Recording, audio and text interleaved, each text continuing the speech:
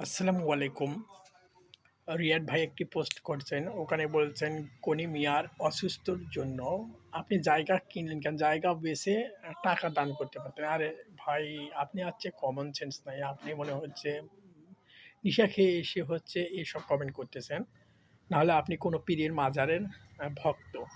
যাই হোক, আমি ওসব কথা বাড়াতে চাই না। একটি কথা বলে রাখি, আপনারা সেই সব লোক যারা সমাজে কারো উপকার করতে গেলে পিছন থেকে সমালোচনা করেন। আপনারা সেই সব লোক। আপনারা হচ্ছে কারো ভালো চান না, কেউ কারো উপকার করুক ওইটা আপনারা চান না। আপনারা হচ্ছে সমাজের একটি বিষাক্ত নর্দমা, ময়লা আবর্জনায় ভরা একটা নর্দমা। সেই নর্দমায় আপনারা শুধু মানুষের সমালোচনা করতে পারেন, কিন্তু আপনারা মানুষের ভালো কিছু চান না।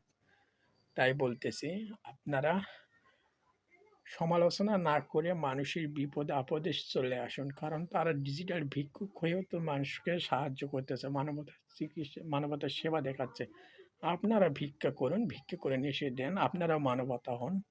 আপনারা কেন মানুষের সমালোচনা করবেন?